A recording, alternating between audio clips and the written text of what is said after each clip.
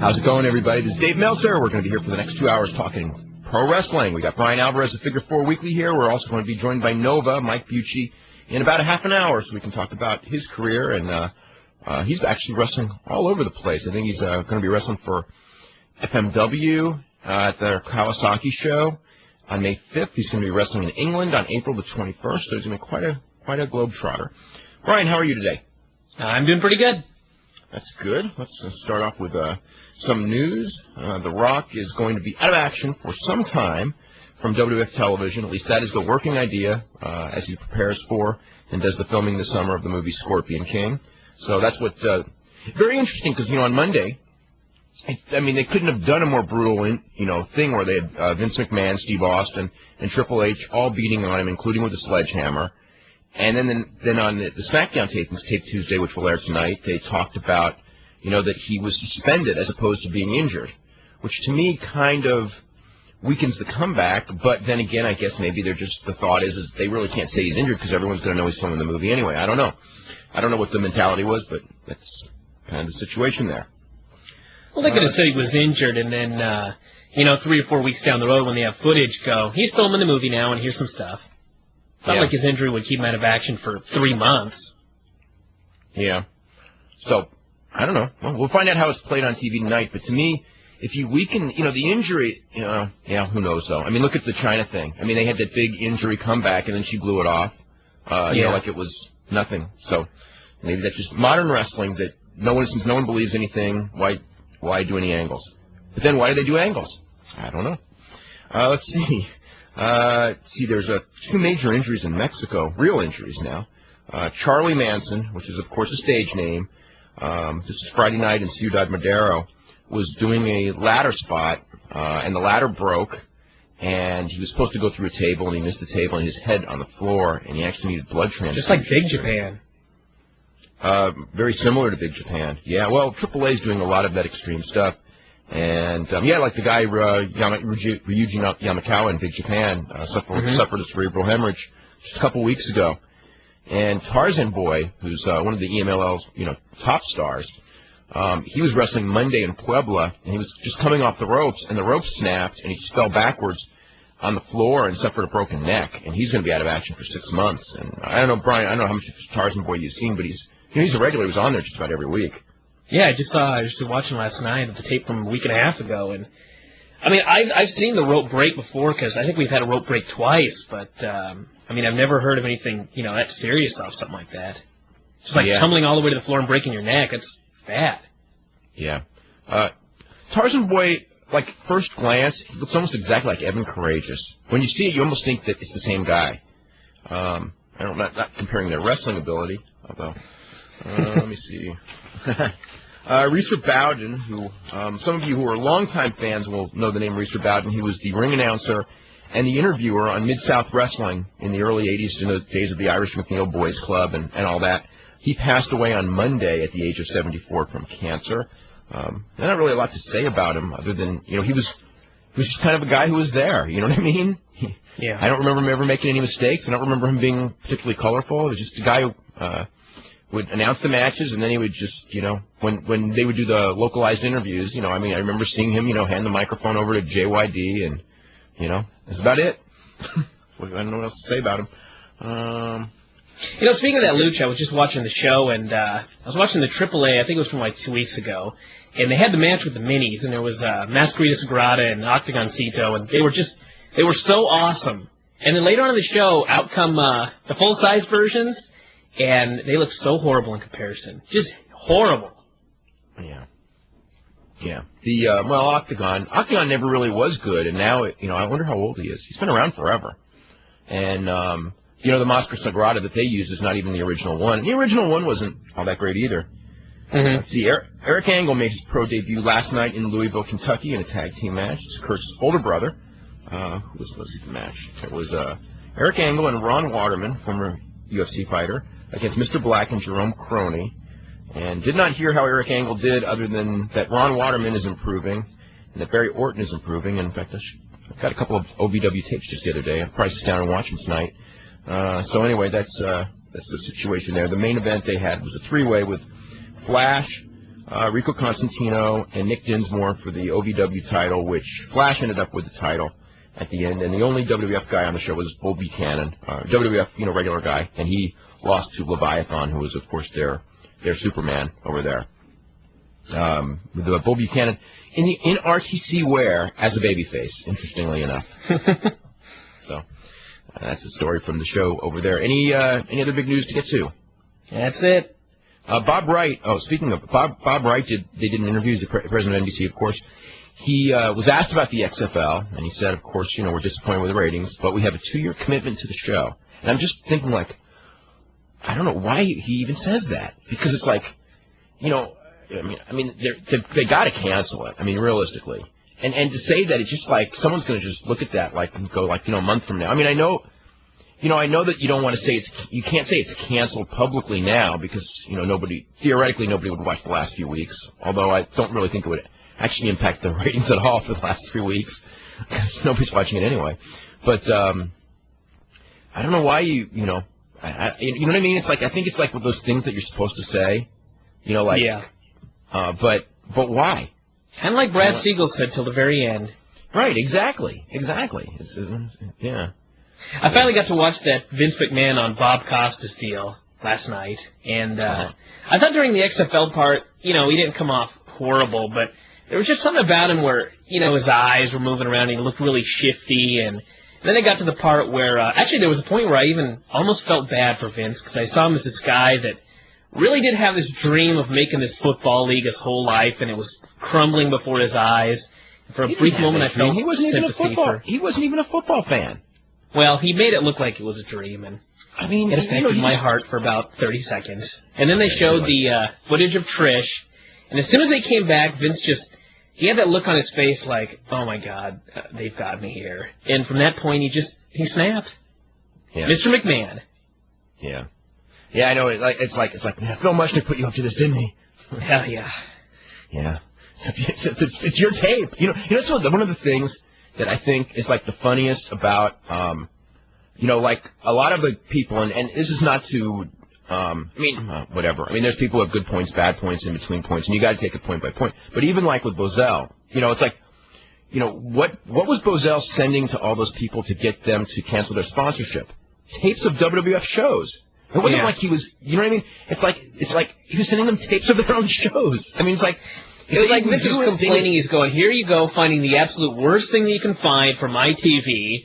And I'm sitting here thinking, well, what are they supposed to find? Like Kurt Angle and Chris Benoit mat wrestling? How are you going to start an interview with footage of that? You got to get something that, and he put it on TV himself. It was on the previous Monday, so.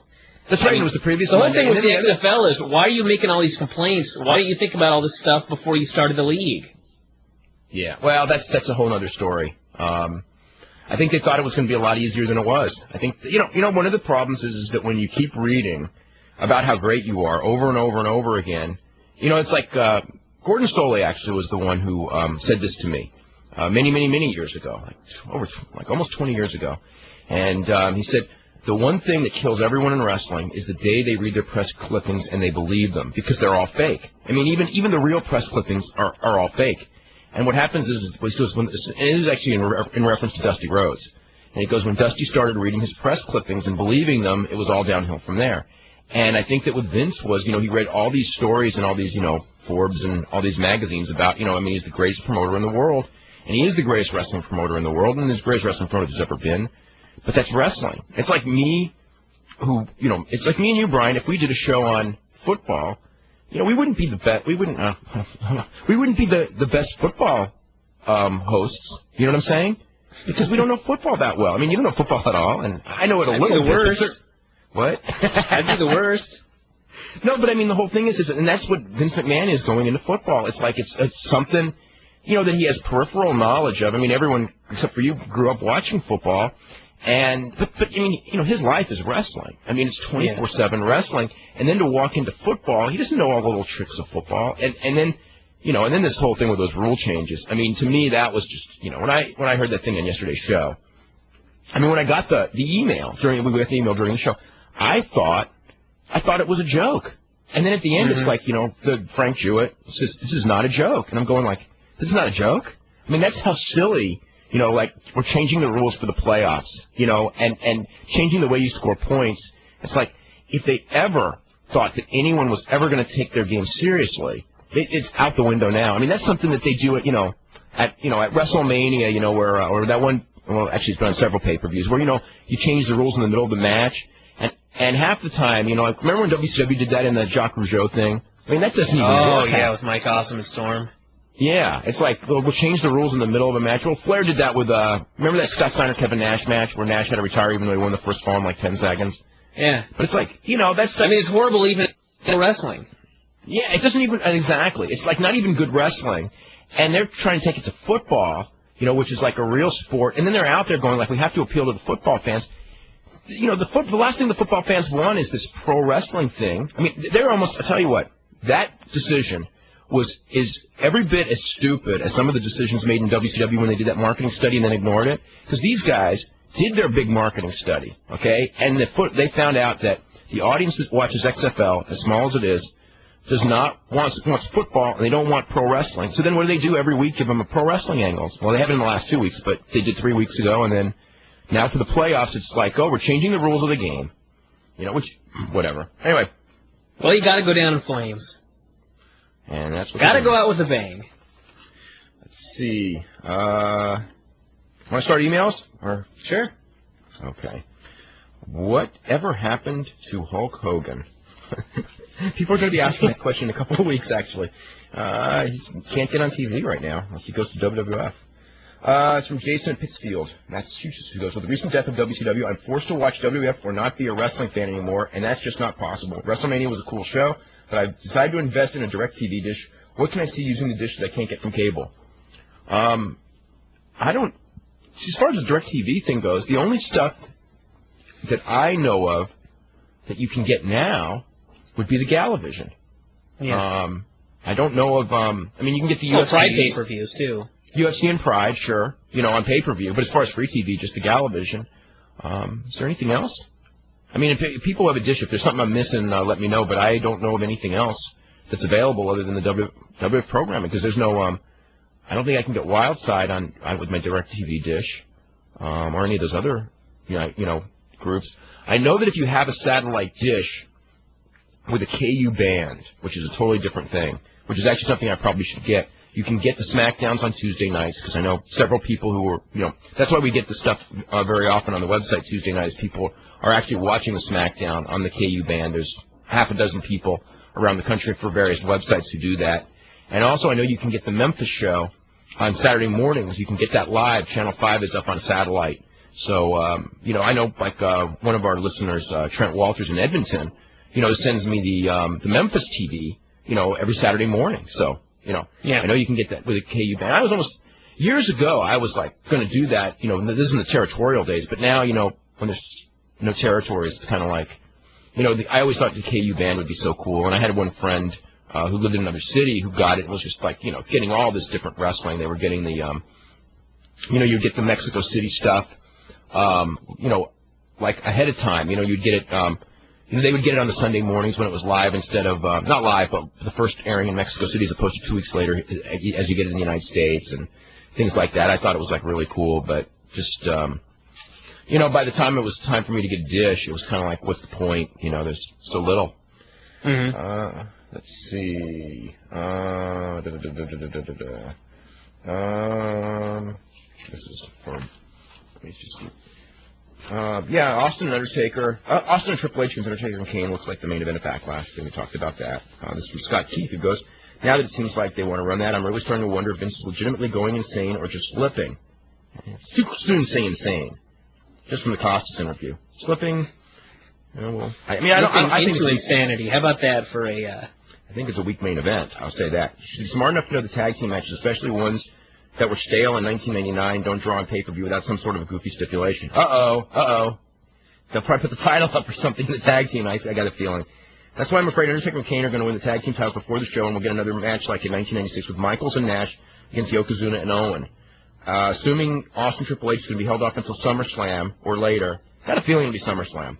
One can only presume that someone has it in their mind to do Austin and Undertaker for the 90th time and make people pay $29.95 for that, too. Yes, that is the idea, as a matter of fact, for, I believe, the May pay-per-view. I think when WWF honchos heard that the main event needed a shake-up, they misinterpreted as turn Austin heel and switch around the usual main eventers to accommodate that instead of actually making an effort to do something new and interesting. The funny thing is, if they were willing to put as much effort into making guys like Benoit and Angle, they have put effort into Angle. You got to say that. I just don't know why he's not in the top 4. Into legitimate threats, as they are into the senseless Austin heel turn, they probably would freshen up the main events in no time flat. But I guess since Undertaker still has a bit of mobility left and he gets a pop by putting his fist in the air like Kevin Nash, that's too much to hope for. Will you ever have Joey Styles as a guest? If Joey Styles wants to do the show, we will, but Joey Styles does not like doing shows like this, so that's your answer. It's from Vince Migliori, who says, if WWF stays consistent in the ratings they got this week for Raw, which they got a good number, do you think TNN will decide to give WCW a better time slot? I think it depends on the ratings. WCW is going to have to get the good number. Right. If the WCW if they show up and get a 5-7, it'll be in prime time in 2 weeks. Yeah. Oh, yeah, of course. If TNN brags about being a top 10 cable network, do they actually think that old episodes of Starsky and Hutch brought them there? No, they think the stupid commercials did. Anyway, if XFL is their number 2 show in the ratings, oh, believe me, XFL is not their number 2 show in the ratings. It's not even close. It's their average primetime rating. Their average primetime rating is a 1.1. The XFL does an 0.5, so probably does the 1.1 include the Raw? Yeah, but even without the Raw, it's still going to be like an 0.9 or 0.8. Yeah. But I mean, XFL, their average 24-hour-a-day rating, I think, was like 0.5. So the XFL is probably an average rated show for them. And since most of their stuff is reruns, and this one actually costs them money, it's not a good investment either. Let's see. WWF frequently running 2 house shows on a day in different cities. One city gets a crappy B-team show with a semi-good main event. Is this just greed on the part of the WWF? How long have they been doing this? I don't know if you can exactly call it a crappy B-team show. I mean, there's usually an A show and a B show, but they at least give somewhat of a decent, top 2 matches for the B shows. It's not like Ty and Ty and Lowdown are headlining the B show. Yeah, in some weeks, it depends on the size of the arena. If they have 2 equally sized arenas, they'll split the crew pretty equally. They do this on Sundays. If they have if they have one arena that's like 14,000 seats and one that's 7, obviously the 14 is going to get more stars, and that's kind of how they divide it. I mean, they started doing this because there's more of a demand for house shows than they can accommodate at every arena, and it gives them 1 extra show a week to do, and they're going to do it as long as people pay tickets for it, and when people stop paying for tickets, they'll have to cut back. And, that's the economic reality of business. So it's, when people stop going, then you gotta make changes. From John McPherson in Naperville, Illinois, he says, here's where the WWF is a victim of its own success. When the tide started to turn on the WWF sides in the Monday night rating war, one of the determining factors was the WWF's outstanding production value. They used their lighting, the music, the pyro, the whole package. You know what? I disagree. Okay? Because they turned it around, they did all the production and stuff after they started getting money and started turning around. The turnaround was from the wrestling angles. Because when they were turning it around, WCW had much better production. And they passed WCW up in production because they could afford to spend more money once they started the turnaround. So anyway. I mean, part of the production problems for the WWF back then were just that there was no one there and they had to turn the lights down. And they had to pipe in, that fake crowd noise because they didn't have enough crowd noise. And I mean, during a wrestling war, if there isn't a lot of money to go around, they're going to try and spend money on talent before they're going to spend money on production. They had to have a turnaround first. Yeah. Okay. Because of this, I know the WWF would not even think about pulling the plugs on any of these entertainment packages, they're too worried about that it familiarized the fans with the wrestlers in such a way it would have never effect overall on what the wrestler does. Here's the thing: Austin's heel turn can be greatly benefited by pulling the plug on his intro. I think it's okay. It's okay. I heard everything's fine as far as the heel turn, as far as crowd reaction tonight on tonight's show. By simplifying it, no music, no lights, not him climbing the turnbuckles. Nah, they're not going to have a star come out with no music. That's too 70s. it's just I mean, and music's not that expensive. So, no, that ain't going to happen.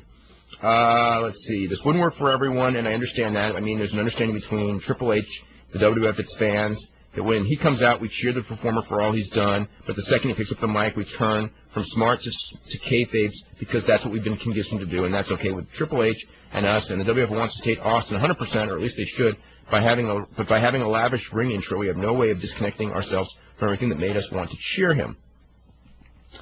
They could have given him maybe new music. I really think the first night they should have had him come out to Vince's music just because it would have helped. But he needs his own theme.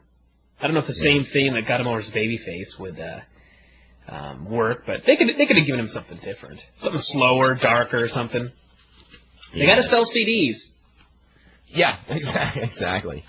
Let's see. When I just watched When Worlds Collide, which I hadn't watched in years, I have 3 questions.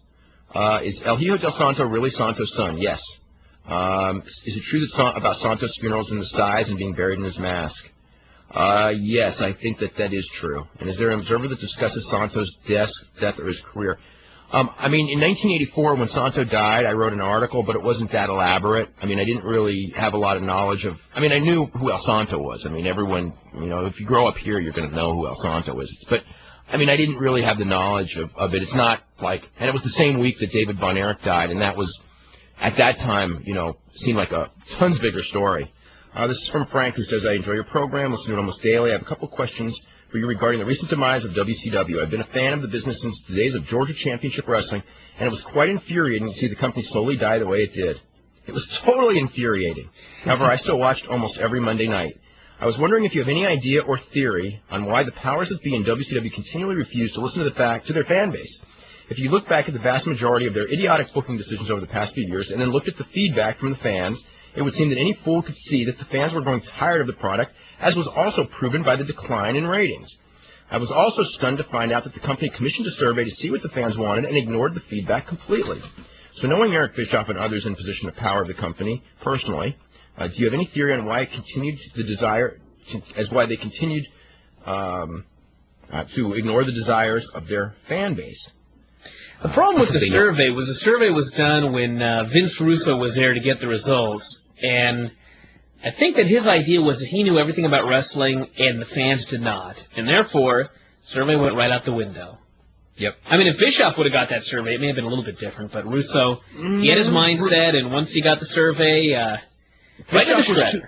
Bischoff was too led by Hogan. That was one of his real undoings, and Hogan wanted what was best for Hogan and not what was best for wrestling. And I really think that was a big deal. And also he was led by the guys who Bischoff listened to the most were the guys who Bischoff thought had success and knowledge of wrestling, which were the Hulk Hogans and the Kevin Nashes, because they were the ones who had the ability to control the dressing room. And unfortunately, both of those guys had, again, their own interest at heart. And, I guess I think Hogan's pretty smart to a lot of aspects of wrestling, and a lot of the stuff that Russo was doing, Hogan knew what was going wrong and all that. Nevertheless, when Hogan had the power, the thing was still declining. When Nash had the power, it actually declined faster than when Russo did, the truth to be told, although Russo, I think, did more long-term damage. Again... But Bischoff over the last year has at least shown the willingness to listen to other ideas. Yes, he has. I think that the whole problem is that people who have run wrestling companies have always thought, and still do to this day, that the wrestling fans are stupid, so a survey of what wrestling fans want would be stupid. And it's a mentality and that's why they weren't... Now, when fans, like when the ratings tumble and the attendance tumbles and the buy rate really tumbles, which is what happened, that is a sign that you were doing something wrong, a lot more even than a survey. Not that the survey should have been ignored, because when you're going down, you got to figure out, okay, the people, when you were going down, the people that you had, and this is what they did actually, but this is the thing, you do not do a survey and ask the people who are still watching, what are we doing wrong? What you do is you go to the people who are no longer watching and go, why are you no longer watching? And those things are what you need to avoid doing. Now, and they actually did that and then ignored it, and that's why they're out of business, and they deserve to be out of business for that reason, too. This leads to the second part of the question. It seems inconceivable the company could be so poorly managed. It does from the outside. And actually, it doesn't to me.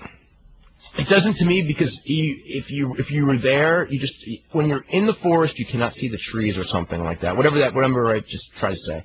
There's something to that. When you're in the inside, you don't see what people see on the outside. When you're at the arena at Nitro, you see a very different picture than what the person sitting at home watching television sees. When you're there, you just all you feel is the pops, and the stars were the ones that get the pops, and you don't realize that even though those stars are getting the pops from a smaller and smaller segment of the crowd, that those same stars getting the pops are the reason that the audience is dropping, because they're sick of those guys and they need something fresh. And that's the problem of being there live. So anyway, I mean, even people that follow it closely every day, I mean, I had people back there telling me the same thing. It was, you just cannot fully understand unless you're back here every Monday night. You know, no matter what anybody tells you, no matter what you hear every day, if you're not back here, you just don't really get it. Yeah, but actually the problem is the ones that were there got it the least. It seems that it was purposely run into the ground. And it was not purposely run into the ground. It just was incompetently run into the ground. I know that sounds silly. Do you think there's any truth to that? No. After all, you're in business, and whatever business it may be, to be successful, you have to have a vision and see it through. They had no vision, by the way. But just as importantly, you have to be tuned into the wants of your core consumer base, in the case of the WCW fan, which obviously they were not. I believe these traits are what brought Vince to where he is today. I don't know if that's, let's see. Be successful. You have to have vision. Vince had a vision, saw it through, absolutely, okay? But tuned into what the wants of your consumer base. Vince led his consumer base. You know, when Vince, I want to tell you something about 1984. The product that Vince in 84 and 85, when he went national, that was not a product that most wrestling fans wanted to see outside of the Northeast. I mean, maybe the Northeastern fans wanted it, but I could tell you that by and large, the wrestling fans in most part of the country did not like that product, but it became because it got so much mainstream attention, they attracted so many new fans. You know, with Cyndi Lauper and all that, and then just being, you know, on NBC, obviously, you know, that it didn't really matter what the existing fan base wanted anyway, because, you know, they were marketing to they were able to market to a greater base and sell, you know, Vince sold his vision of wrestling to the public. It was not the public's vision of wrestling at that time. That's what a good promoter does. I think one of the differences is that when Vince gets information, like demographic information and stuff like that, and ratings information, I think that he really looks at that, but I think that when, like on the Bob Costas show, he has to actually talk about what that information is, he'll try and swerve, like, the general public. But he himself will really look at it, and so will the guys in the company, whereas in WCW, when they got that information, they would actually swerve themselves into believing something else. Yeah, I agree with you. I don't think that they swerve themselves in Titan Towers. But they'll swerve everybody else who they're telling this information to. Vince's whole deal about, you know, last week the XFL game was number 2 in this demographic or whatever, and it's like, well, you had to add all 3 games up. So, you know, he's doing a swerve there, but I think he knows. Yeah, it's still a wrestling booking office, though, or a wrestling office. It's still that mentality, though. They're still swerving each other in that office, but no, not like WCW, where like people really didn't get it, and Vince obviously totally gets it. You know, yeah. We got Nova up today. Nova, how you doing today? Hey, Dave, what's going on, man? I'm just here chilling out in New Jersey. Looking forward to being a guest on the show. This is cool. Yeah, it's the first time we've had you on. Yeah. You're really you're becoming quite the world traveler between Mexico, Japan, and England over just a couple-week period, it seems. Yeah, you know, first of all, thanks for having me on the show. Ever since, you know, what everything went down with ECW, I just decided I didn't know what was going to happen in the future, but until then, I wasn't going to sit back and wait for somebody to come to me, that this would be a good chance to go see a bunch of different styles of wrestling and to go to some places that I never had the chance to go. And luckily, a lot of people called me, and Victor Quijones gave me a call from Mexico, and the FMW people called for Japan and stuff like that, and I'm gracious enough to be thought of to be able to go, and I'm going to make the best of it. Now, how was you worked? Let's see, I forget the date now. It was just a couple of weeks ago. You worked at the El Toreo show in Mexico City. Is that the first time you ever worked Mexico? Yeah, I had always heard of it, so I had, you know, one notion in my head of what it was going to be like. But this town and this arena was, I guess, outside of Mexico City. It was overwhelming. It had to be like 7,000 people there. The people were into everything. I mean, it was totally different crowds than up here, and. If you were a foreigner, you were booed out of the building. I mean, they were big time for the hometown guys, Psychosis and Ray and everybody. But I had a blast. It was a great time, and I would definitely do it again. Did you watch a lot of lucha before you went down there? Yeah, I watch. You know, everybody can call me Mark, whatever they want, but I watch all wrestling from around the world, whether it be Japanese, lucha, Puerto Rico, catch wrestling over everywhere.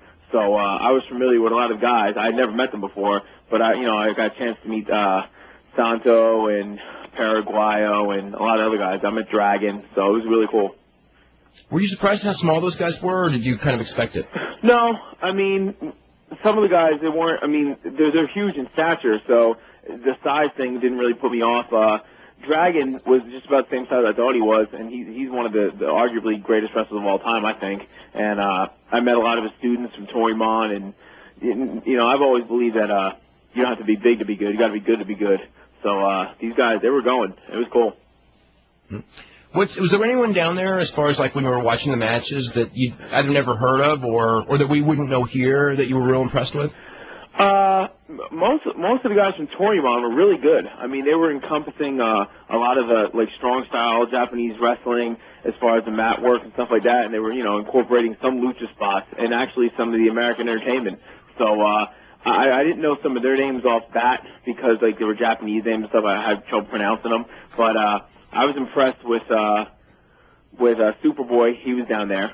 I had never seen him before, you know, in person. I'd heard of him before, and Ricky Banderas is the first time I got to see him do anything, and I was impressed, you know, in person. So I was pretty impressed with him too. All the guys, they all worked really hard. It was cool. What's your thoughts as far as going to Japan on May the 5th? I'm psyched. You know, I made a list for myself when I first got into wrestling as things I wanted to accomplish, and that was one of them. So, you know, get the chance to go to Japan. You know, I guess everybody always puts that as a precursor as where you can stack up, where you stand in the business, is your stuff is compared to everybody else's. So, because those guys go. And I'm looking forward to it. Myself and Super Crazy are going to be fighting, I don't want to pronounce this wrong, but I think one guy's Onru and Goemon for the WWEW tag team title belts. I hope I can go over there and hold my own, and at least, you know, or these guys can carry me and make me look good, because I'm just going to try to hang with them and do my best. What's your thoughts? You've done a couple of dates of late for WWF. What's your thoughts about everything there? I was totally overwhelmed. It was awesome, a totally awesome experience. I mean, I got to meet everybody up there, from Bruce Pritchard, who's a class act, and Jim Ross was really cool, Kevin Kelly. Everybody was fantastic. It's the show. It really is. And it's literally like a moving Hollywood production. Everything from the minute you get there to the catering to how professional everybody is. Everybody looks good. Everybody's on time. And it's really professional atmosphere, and it kicked ass. Did they give you any indications afterwards if they might have a spot for you? I went. I did my best. I think I did good. Paul told me he was very proud of me, and then everybody, they liked the way I looked. They thought I made big improvements in my physique over the last couple of years, and they liked the way I handled myself, I hope. So I guess I have to wait and see. You know, a lot of people have mentioned that in the last couple of months, you know, especially if, it was pretty noticeable on the last ECW pay-per-view, and then I haven't seen you on TV since then, but a lot of people have mentioned, you know, your physique and everything. I mean, was there a thing where one day you just got in there and go, I'm changing my physique because that's the state of the art in this business, or was it just one of those? I mean, what motivated you? A little of both. You hit it on the head. I had lifted weights for a couple of years, you know, and but you know, I was from the mindset that, you know, I could eat whatever I want, I could do whatever I want. I wasn't one of those individuals that was blessed with good genetics. So everything I have had to work for. And I guess it was right around last March or April, I started saying to myself, well, if anything ever happens to ECW, the only way I'm ever going to get a job anywhere else is to look as good as I can. And if I want to ever become, I mean, no one's ever going to confuse me with Benoit or Tiger Mask or Dynamite as far as ability goes, but if I ever want to be the best wrestler I can be, I'm going to have to get in shape. So I don't do much else except literally eat, sleep, and breathe wrestling. So I guess in that aspect, I consider myself more like a professional athlete than just a wrestler. So I just started reading about techniques of training and supplementing and dieting and training. Now I go to the gym 6 days a week, 2.5 hours a day. An hour of that's every morning. I go at 6 a.m. to do cardio before I eat breakfast. Then I start my supplements throughout the day, and you know, I calibrate how much I eat, what I'm going to have, how much carbohydrates, how much protein. So it's you know, some people might think it's a shitty way to live, but it works for me, and I made an improvement, so it worked. As far as that's a lot of training. I mean, as far as your weight, what is your weight now as compared to what it was before? Is it down, or is it about the same? To give you an indication, when we were doing the BWO, I guess that was 96 or so. I was 260 pounds at about 38% body fat, and now I'm down to about 195 at about 7%. So wow, that's a lot. It is. I mean, Meanie started really getting me going too. When Meanie started losing his weight, and like together we'd be like, pushing each other and that kind of stuff. And I just got tired of being out of shape, So now, I mean, I like to get the compliments on it because people noticed it, and it's cool. It feels much better. It feels much better to be like this than it did to be at that. So, as far as in the ring goes, as far as like, is it much easier to wrestle with the lighter weight? The difference is it's uncalculable. The difference. I can do things now I couldn't do before. I don't get winded as easy. I mean, before, if I did like a tackle, drop down, hip toss or something, I'd be blown up and huffing and puffing. But I could always rely on just turning around and jumping up and down and hooting and hollering and getting a laugh. But like I said, I wanted to be the best wrestler I could be physically. So these are what I had to do. So I really shifted the last year or so, going away from worrying about coming up with this or coming up with that, and just worrying to becoming a better overall athlete. And this is probably a tough question. Okay. As far as all of the different, you're watching all the tapes of all the different styles of wrestling. Is there anyone that influences you more than others, or are you just trying to take in a little bit of, you're taking a little bit of, there's something to be learned from every style, I think. I literally think that every wrestler in this business can learn something from everybody else. I learned a lot from over the years of watching like Ric Flair about, how to really get the most out of an opponent. I learned a lot from Shawn Michaels, how to really try to make other people look good. Dynamite Kid, Tiger Mask. I've even recently I've watched Shima over in Toymon, even Ray Jr., Psychosis, everybody. I've taken a little bit of everything from everybody. See, even guys from our own company. I used to watch how Dreamer would sell his ass off just from getting punched. Sabu, I used to watch how he would sell his own bumps even when he gave them. He'd get up smart and hurting himself. Little things you can learn. I mean, I don't think there ever comes a point where you can say, okay, I know it all, I'm done. Lance Storm, I learned a lot from watching Lance, from wrestling with PJ. These guys taught me a lot. Raven, he taught me a ton. So, yeah, I don't think you ever stop learning if you're a true fan and a true, competitor. What was it like, I would say that like at the end of ECW, but when, for different guys, when the realization hit that ECW was really done? I mean, it's kind of like, not just a job, but, kind of like, in a way, it was kind of like a family. Yeah. And how long did it take to accept that? I don't know. It's funny still even saying it because I'm almost, in the back of my mind, fully believe that in one sense or another, it's going to come back somehow. I don't know, it's like a developmental territory or maybe a whole blown territory. I don't know. But I guess after the last pay-per-view, some people were grumbling and it kind of set in a little bit. But over the last couple months or so, you lose touch with people you started seeing every weekend. And like I still talk to Chetty and a couple other guys, and Guido and Dreamer all the time. But otherwise than that, I really haven't seen anybody. I've seen Paul. But, I guess everybody handles it differently. But you're right, it was a family thing. I mean, every week I was spending more time with those guys than I did my own family, And it's kind of tough, I don't know how everybody else deals with it. But I just kept saying, well, I guess it's time to move on and do something else, I'm not going to give up now, so. What's Chetty's status with the WWF? Or anything? He's up. He's the same thing. Chris has got a lot of irons in the fire. He's just got married 6 months ago. He has a baby girl, and he's doing the dart. He did the dart matches just like I did. He got good reviews, I think. I'm pretty sure he did. And I hope in a perfect world I'd wind up with him, and we could both be working for the same company again somewhere. I had a good time with Chris. I thought we did pretty well as a team together, and he was a good guy. He's one of the best friends, actually, in wrestling. I trust him pretty much with everything. Now, did he assume that he was going to get a developmental deal, or why did you guys do the loser leaves town match at the pay-per-view? I don't know. I don't know where the cross-communication was. All I know is that I got there that day, and it was set up as such. I thought we were going to do it for a couple months, like a long feud, and I was looking forward to that, but, circumstances prevailing, boom, right there that day we did it. That was probably the hardest match I ever had in my life, as far as everything that was involved in it and emotionally and that kind of stuff. And, so once I got through it, I was like, wow, it's pretty big. So I don't know. I don't know what the assumption was, what went wrong, where, I don't know.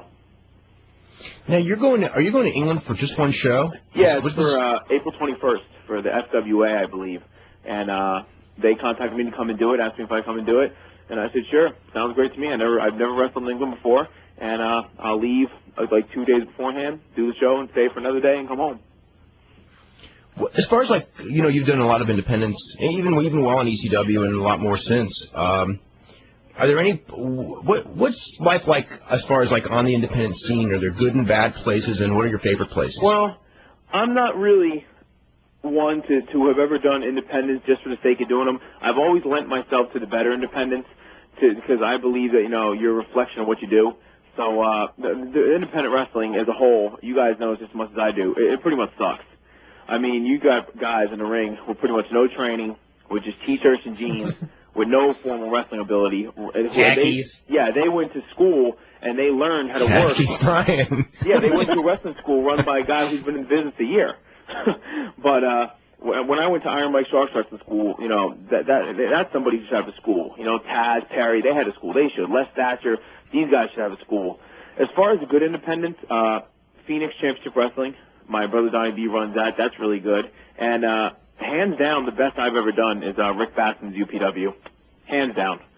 From top to bottom, from the woman, Elaine, who handles the flights, all the way to Tom Howard, to the production people, to Rick himself. First class. Unbelievable how professional everything is. And I truly look forward to going to California every time I go out there. And I'll be out there again at the end of April. So you're looking at HamrickChristian, right? Yeah, me and Frankie Kazarian. So I circled that one on my calendar. I'm like, I actually go a few days early, 1 or 2 days early, so I can go to Gold's Gym out there and train for a couple days out there and then do the show and come home the next day. So I have a great time. That atmosphere-wise, I just think that, like, it's such a cut above just when I think of independent wrestling as far as just, that theater is awesome. Yeah. Like, every like, you're so close to the ring. Mm-hmm. And, you just, I don't know, it seems like you're going to a major league show. It doesn't seem like you're going to an independent show. I don't even know if I don't even know if I can classify as an independent. I don't know if there was a hovering zone between independent, like if there was a phantom zone between independent wrestling and the big two leagues, whatever. I guess that'd be hovering right one. Big one. Yeah, big the one. Real big one. So I guess it fits right in there. I mean, it's big league in every sense of the word, except that they don't have like a major television outlet and they don't have the biggest stars in the world. But I mean, if being big league was ranked on professionalism, how everybody handled himself and how everybody looked and catered to each other, then that'd be right up there. It's unbelievable. We should start heading to phone calls. We're going to start with Dave in Cincinnati. Dave, what's going on? Not much. Dave, I just wanted to tell you I was going through some of those old observers from 1987 and looking at the NWA buying UWF. I see so many similarities with the WWF, WCW thing and the NWA, UWF. It is what's funny, Dave, is I was reading the same observers about 2 weeks ago, and it just hit me right in the face, just what you're saying. Yeah, it's like some of these ideas. It's like they're going to only do TV tapings, and then when the UWF business picks up, they're going to start running house shows. It sounds like what the WWF is playing a deal. Yeah. I think basically. And like hold off the Super Bowl until you don't even have one. Yeah, and then the only difference is that Jim Crockett, I believe he promised everybody in the UWF a spot, and Vince McMahon is basically hiring whoever's got the lowest figure contract. Well, Shane did give that speech. Yeah. Everybody's going to get a chance. A clean slate. Yeah, but with Jim Crockett, I mean, he hired most of the guys, and then there were a lot of talented guys that he starved out. Steve Williams, his market value dropped quite a bit from the time how about Terry Taylor? Right, Terry Taylor, wasn't he like I remember how lowly at Starrcade 87 he was portrayed pretty low on that card, and that he was dropped down quite a Terry Taylor at that period of time. Terry Taylor was like one of the most awesome workers in the entire business when that sale came through, and he just never got a push with Crockett. I mean, he was turning into a preliminary guy right away. Chris Adams was a big star in Texas and a pretty decent star in Mid-South. He was, they used him as, very preliminary stuff, and pretty much his career never really recovered from it. Some of those guys never really got a chance with Titan either. Like, they signed Sam Houston. Whatever happened to him? Well, Sam Houston was actually a really good worker. It was just, he was too small for what Titan wanted in those days as far as, like, weight-wise. They weren't looking for thin guys, and he was a thin guy. So that's, I mean, he was, in that family, I mean, I remember, like, everyone in the family used to say, Sam, as far as, like, physically in the ring, he was the best worker of the family, and he was the one who, was, like they had Nicola, who was his wife at the time, not any longer, was where was she? She was working wherever, I guess for Crockett. And then they had what was it? Jake, of course, was a superstar in that era. And Grizzly was a road agent, and for I think WWF at the time, and after Mid-South. And who was the other one? The Rockin' Robin. Yeah, Rockin' Robin. And she was like the women's champion of it. So they all got a bigger push than he did, and he was physically the best performer of all of them. Yeah, but I think the sign will be how strongly Vince McMahon pursues Ric Flair or Bill Goldberg. I think what fans want to see is the WWF's presentation of guys like Bill Goldberg and Ric Flair. I think if you were to sign a Bill Goldberg and then you were to maybe raid The Rock, I mean, you'd have a hot promotion, I think. You're right. You would. But I mean, if you look at the list of the guys that the WWF signed, with the exception of Stasiak, they're either guys that are good workers or guys that have the potential to be good workers. I think that's what Vince McMahon is basically doing. He's signing guys. I think it's a lot of their mid card though. It wasn't even like they had to search them out. I think that they were just looking for guys with good guys with good contracts that they could cut right away. Well, and re-sign to their own contracts. I don't think they're looking for guys that can build the future of the World Wrestling Federation. I don't think they chose them that way. I mean, they're weeding out. I think they chose them. I really think they chose them based on on what their contract status was, and the fact that none of them had big contracts except for maybe Storm and Awesome. And Storm and Awesome, I think that they probably felt that first of all they could cut him and sign him a good deal, and that they had a lot of potential to do something with him. I mean, coincidentally, those guys just happen to be good workers, but I don't think it's like they got a list of everyone on the roster and went, we'll take all these guys. Well, Stasiak has that look.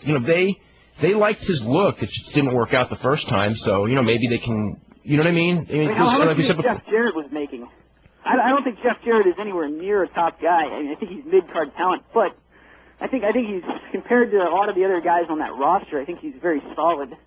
And he's a good worker. He's a good worker. I mean, his contract was, Jeff Jarrett's thing, obviously was more. I don't even think it was his contract. Jeff Jarrett was the last day that he was in the WWF. I think that's what this is all about. I think Jeff Jarrett is wishing that he would have never done that. Probably. He's wishing that he would have. I think there's a lot of people wishing he had done a lot of things about now. There's a lot, Lex Luger. There's a lot of people who are wishing. Yeah, there's a lot of people. Nobody ever saw the day where there would be no alternative, and because everyone assumed, the assumption was Ted Turner would never, let wrestling die on that station. One guy I hope gets picked up, and I know you're going to really hate me for saying that, but is Sid Vicious, and not because I like him, but you're right, I do. I hate you. Terrible injury, and for him to suffer that terrible injury and come back with no job. Okay, you're right. You're right about that. That's really sad because that was a horrible injury. You're right. But the thing with what nobody foresaw, is aside from the cancellation, is that Ted Turner would not be a powerful force in the television industry. I mean, Ted Turner is like he's out. You know what I mean? He's got a title, but he's all but fired.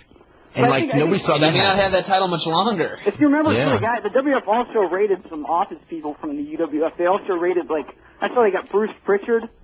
Ted DiBiase, Bruce Pritchard. They rated the promoter guy, Paul Brett. Paul Bosch, that was a big deal. Joel Watts came along, which was a real big deal. I mean, it wasn't a big deal. It was a big deal in that it was Bill's son. It was working for Vince McMahon, which was very weird, even though he didn't last that long. Well, that's one of the things. I think they're going to sign a couple of guys like maybe Arn Anderson or Fitz Finley or Johnny Ace, a couple guys the guys in that promotion that are actually competent and still have legs. I think my personal opinion is that they're signing guys that have potential to contribute to the WWF because the guys they're going to keep. That's what they're going to keep them on. Absolutely, the guys who they think who have the potential for the future. Sure, that's all that you can. With the guys on that WCW roster, even if it's a good product, I don't think anybody's going to go out of their way on Saturday nights at 11 o'clock to tune into that. If Rock Goldberg and Flair are there, they will. If they have the Rock, Goldberg, and Flair, and it's your only chance a week to see those three guys, they probably would do well, actually. Yeah, but what are the chances of Vince going after those guys? It's all to Vince. Also, on that first rating. Guys who, you're right. I have a high opinion of Bill Goldberg in the WWF, like Triple H, Chris Jericho. I mean, let me tell you something about that first show. If they do that show and every fan in the audience is chanting Goldberg, and they end up drawing a 1.7 rating or something like that, Vince is going to go after him. Yeah. He's not a total idiot. Goldberg, look at his contract. It's not even look partial at how many days he has to work. True. Look at Joe Goldberg's contract and look at what he has to do to make the money. Yeah, I know. So it's going to cost a lot of money. But he's going to have to look him. at the long run of how long this show's going to last, getting a 1.7 with these fans wanting Goldberg every single week. I can see Vince wanting Ric Flair, but if Ric Flair is making $800,000, I don't see Vince offering Ric Flair 7 figures. I just don't see him offering anybody that age. Especially someone who's not going to be wrestling. No, it's going to be Flair's going to be a tough one, and you know. But I think if Ric Flair were to wrestle like a couple matches a year, I think he could if they had good interviews building up to it, I think a Ric Flair versus Rock match, I think could draw money, and I think the interviews would be phenomenal. The interviews would be great. Kurt Angle? The interviews would be great. Ric Flair and Kurt Angle would be... Actually, I would love to see that even now. Just to see it once. And kind of like people saw Ric Flair and Buddy Rogers when they actually wrestled, even though Buddy was old. Cool. We're going to hit a few emails and go back to the phone lines. This is from Bobby, who goes, I've got DirecTV. The only programs you can get are the WWF and the Galavision shows. Okay, just to clarify this, because we've got a couple of emails about this. The Galavision shows on this DirecTV air for 3 hours. They're from 8 to 11 Eastern Time. That means here on the West Coast, it'll be from 5 to 8 on Tuesday nights, and it's on Tuesday nights on the Galavision channel. And here, like in San Jose, it's interesting because we have Galavision on cable as well. So theoretically, I actually have the chance where I could watch the 3 hour. It airs Pacific Time on the West Coast feed. So if you live like in this area, if you got a dish, it's 5 to 8. But if you're watching it on television, it'd be 8 to 11. So a lot of people get confused about that, as I always used to. This is from someone who goes, I just saw a video of Andre the Giant in Japan. There he seems so much more lively and entertaining. Do you agree? No, did you ever watch like Andre tapes when Andre was a heel in Japan way before, in the 70s and 80s? Oh yeah. I used to think he was way better there too. Yeah, it is two totally different atmospheres. I think over here Andre was more looked at as like I don't want to put this the wrong way, but not a sideshow, but like an attraction. And not that he wasn't at Japan, but over in Japan, I mean, literally in that atmosphere, these people thought they were seeing God. So I think he got off on it. I think it was a great feeling for him to have, and it's just two totally different atmospheres. Probably a lot younger and more agile too. Yeah, even when he was even I mean at the end he wasn't agile, but I mean like if you go like say 1979, 1980, I mean there was the Andre in Japan and the Andre in the United States were just like two different people that were the same size. Yeah, those you gotta I guess. It's that certain intangible, that one variable that a lot of people discredit is that the crowd is that intangible that sometimes can make guys do things they normally wouldn't do, and it can bring out the best of you, So I guess that maybe sometimes when Andre went to Japan, he just felt that reaction and just, like I said, it made him do things they normally wouldn't do. Yeah, he was a total heel over there. The other thing is that in Japan, Andre was, I think that they accepted him as like this, more of an athlete, whereas here, like you said, he was more of a sideshow. Yeah. Kind of like a gimmick. He was more of a gimmick here, where there, he really wasn't a gimmick. He was just this feared, absolutely feared athlete because, he was just, especially in Japan, but, to all the wrestlers in that era, he was so much bigger, and he was absolutely frightening. He was a Japanese kid. He was definitely an attraction. I mean, he goes overseas. Like I said, these people probably thought they were seeing like a god walking into their arena. They couldn't believe it. Whereas I guess Godzilla. Yeah, exactly. Or King Kong coming to fight Godzilla. And over here in the States, I mean, the American wrestling fans appreciated him, but to an extent. But I mean, if you weren't a wrestling fan, the only thing you probably knew him. Oh, there's that big freaky looking guy who was bionic Bigfoot. But that's the best way I can put it. By the way, I'm sure glad that the bionic redneck thing, by the way, only lasted one day. Really? I thought that was awesome. Oh, I hated that nickname. But with Andre, the other thing is in Japan, there was some about Andre the Giant and Antonio Inoki was just a really great program. I mean, just fit for Japan perfectly because you had this guy who was, their hero going against this guy who was just so enormous, and they actually worked pretty well together given both guys' limitations. I mean, they had a great drama. Yeah, I mean, I don't know if we're breathing too much into this, but could they have done that almost in a mindset like, okay, this is Japan versus the world. This is our country versus the other countries. You know what I mean? Like, here's our hero. It's our national. Yeah. I mean, that was the ultimate for them because this is our national hero going up against a guy that absolutely there's no way he can beat, but somehow, he would pull it off. Yeah, that's what that's one way to look at it. So, in that whole grand scheme, I guess, Antonio Inoki's win for everybody, and then everybody goes home happy, and it makes, I guess, the whole country better, and more people pay to see it, and the bottom line is more yen for everybody. So, whatever. This is an interesting question for this week. Is what is Tiger Chung-Lee up to? The last time I saw him, he was in Blind Fury with Rutger Hauer. He's actually wrestling for All Japan Pro Wrestling, believe it or not, as Kim Duck, which is I read that, yeah. I was a big fan of his back in the day. I mean, whether it was Kim Duke or Tiger Chung-Lee, whenever he was on Saturday mornings, I couldn't turn off my TV. I was hooked. Him and S.D. Jones are my favorites, yeah. Well, you're like the only one. Huh? Yeah, well, I don't know what happened to S.D. Jones. I don't know. I mean, I was more partial to the Antigua S.D. Jones than the Philadelphia S.D. Jones. But, one and the same. Well, since my trainer was Mike Sharp, he was a perennial favorite of mine, too. But, yeah, all those guys, they hold a special place for me. It's from Jared K., who goes, how much of the $1 million in merchandise from WrestleMania was from the Access opposed to the actual show? All of that figure was from the actual show. I don't even know what they did at the Access. I'm afraid to ask. Oh, my God. It's probably obscene. They made so much money that weekend. Because this was $25 a head just to get in, to buy merchandise. And they had all that, I mean, I heard they sold out all the Chris Benoit shirts. It's like the only shirt sold out. Really? They probably didn't bring as many as they brought of Steve Austin shirts. No. That's probably true. So unbelievable. It's a true testament, I mean, people are always bitching and complaining, oh, maybe the business is a down cycle, maybe this, maybe that. But then something like WrestleMania happens where all-time gates are being achieved and record merchandise and all this other stuff. And I'll be interested to see what the pay-per-view buy rate was, but I'm sure it was, really good. It's going to be big. It's going to be big. We just don't know how big yet. Yeah, so... that's my argument back to all these people who almost want to see wrestling go into a slide. They're, these people are like constantly downplaying it, like, oh, it's going to go away. So this is my answer back to them. Haha. Okay, this is from Candy, who goes, I have to disagree with the poll on your website about which country produces the best wrestlers. Currently in the poll, Canada is leading by a wide margin. Well, I agree with you. There are some great wrestlers out of Canada, without a doubt, but I wouldn't say the most. While there's no question Canada's produced some of the industry's greatest wrestlers, U.S. clearly produces better wrestlers and in a larger quantity. I would think that from a quality standpoint, per population, Canada actually produces more than the United States, but because there's so many more people in the United States, they produce more.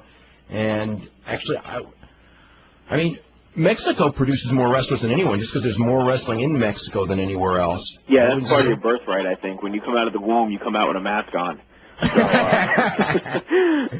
But what a lot of people don't realize about, like we hear about like the shows like, in Mexico City a little bit, or maybe like Tijuana, but in Mexico, I mean, like every city of any size has weekly wrestling and there's so many local guys in every city. I mean, there's way more wrestlers. Now they're not full-time professional wrestlers that you would, polished workers or anything like that, but there's more wrestlers, I would say, in Mexico than anywhere else. And I think that probably from a quality standpoint, I mean, I used to think Japanese wrestlers, from a quality standpoint, were the best. I'm not sure. I don't know now. Now, because the quality of American wrestling, I think, has really gone up in the last 5 years. Wouldn't you say so? Real, like just the work rate and everything. The younger guys are really. So. I think, what it was? I think the Japanese, not that I'm saying that this is a direct cause or effect, but I mean, if American wrestlers look back and they saw what the Japanese wrestlers were doing and they saw what the Canadian wrestlers were doing, maybe some of them said to themselves, okay, shoot, it's time to turn the bar up a little bit. And, a lot of guys took their games to the next level, really came up and turned a lot of heads. So I'm interested to see where Zimbabwe is on that list of wrestlers because, I've often wondered that myself. That and Jamaica. I know they have a bobsled team, but I don't know about pro wrestling. So I'm going to put that on my list of countries to visit. So. That was a great movie, though, the Jamaican bobsled team. Oh, get on up. It's bobsled time. It's fantastic. I mean, if they could do something with pro wrestling, I mean, you got a work of art. For Scrooby on the mat, get that. I think a lot of... another thing is a lot of those guys coming to America, in the early or the mid-'90s and, like, showing up on Nitro, and everyone just getting to see it for the first time, and a lot of guys, wanted to turn it up after seeing it there. Yeah. You got to remember, too, I mean, any fan who's really delved and done a lot of research over it, you got guys like, a perfect example, Canadian and a Japanese wrestler, a British wrestler, I'm sorry, too, a Dynamite Kid and Tiger Mask, who were legitimately doing stuff in 1983 and 1984 that guys are doing now, and they were, 15, 16 years ahead of their time.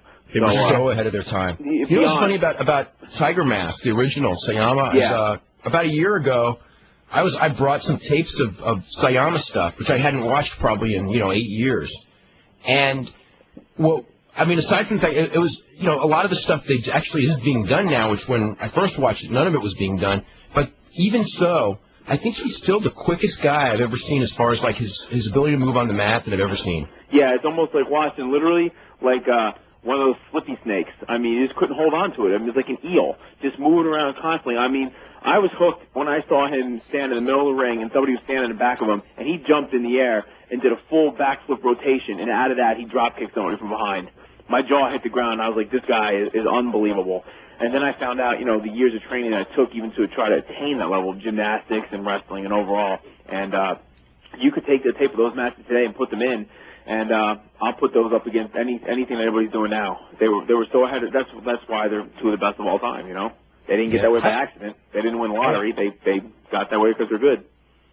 I gotta say, for Sayama, that I think he's one of the most amazing athletes all around because he had. It was one of those things where you talk about, like, the blending of styles. He went to Europe. He learned the European style. He went to Mexico, learned the Mexican style. He had the Japanese background, plus the kickboxing, because he did some kickboxing, and he blended it all together, and it was just, he was 15 years ahead of his time. Easily. He was like a hybrid athlete, you know what I mean? Like, it's a shame that, he I guess, I don't know if he's fully retired now. You guys know that better than I am. He's kind of doing a retirement tour, but, he's old now. He hasn't been the same since the mid-'80s anyway. I think every young high flyer, everybody in the business would see his stuff and say, Dynamite and all these guys now and say to themselves, wow, these guys are incredible. There's so many good athletes today, too. I mean, like every other sport, the guys just get bigger, stronger, quicker, and faster. But those are a couple of guys that'll be around for the ages, I think.